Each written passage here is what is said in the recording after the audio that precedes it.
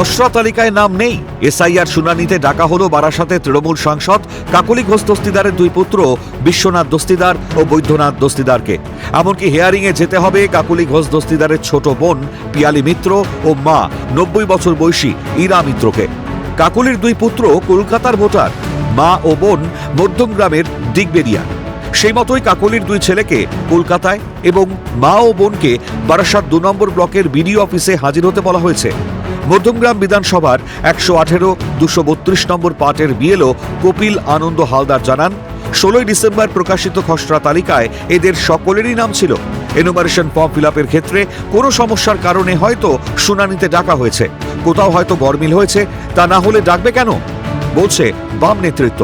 দিয়েছি আমি। তাহলে তো খসড়া তালিকায় নাম নেই, যে নাম থাকবে, খসড়ার নাম আছে ওনাদের।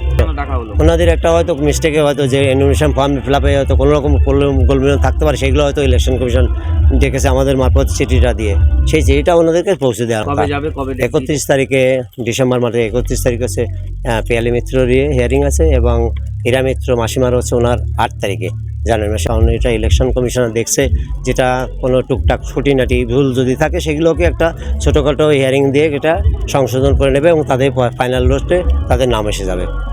তাদের যে 11টা যে তথ্য, তার মধ্যে একটা চাওয়া হচ্ছে বা 2002 এর ম্যাপিংয়ের সঙ্গে তাদের হয়তো মিল হয়নি, কোনো কিছু গরমিল হচ্ছে, তা না হলে এদেরকে ডাকবে কেন? এই নিয়ে সরব তৃণমূল সাংসদ কাকলি ঘোষ দস্তিদার। তিনি প্রশ্ন তোলেন, 50 বছর ধরে রাজনীতি করা মানুষের বাড়িতে যদি এইভাবে আঘাত করে বিজেপি, তাহলে সাধারণ মানুষের ওপর কি ধরনের অত্যাচার হচ্ছে? যে কেন নাম নেই, ওরা যদি কিছু কাগজপত্র আসে চায় সেগুলো দিতে হবে। এগুলো আমার মতন মানুষ যে আজকে 50 বছর ধরে রাজনীতি করছি, তার যদি এরকম ভাবে বাড়িতে এরকম আঘাত করে ভারতীয় জনতা পার্টি, তাহলে জনসাধারণের প্রতি, সাধারণ মানুষ, এত লেখাপড়া জানে না সেরকম মানুষ, গরিব মানুষ, তাদের উপরে কি অত্যাচার করছে? এসআইআর প্রক্রিয়া তাড়াহুড়ো করে করা হচ্ছে বলে প্রথম থেকেই সরব তৃণমূল। 2 বছরের কাজ কেন 2 মাসে করা হচ্ছে, প্রশ্ন তুলেছেন মুখ্যমন্ত্রী মমতা বন্দ্যোপাধ্যায় ও সর্বভারতীয় সাধারণ সম্পাদক অভিষেক বন্দ্যোপাধ্যায়। খসড়া তালিকা প্রকাশ হতেই নানা অসঙ্গতি সামনে আসছে। তবে কি তাদের আশঙ্কাই সত্যি হলো?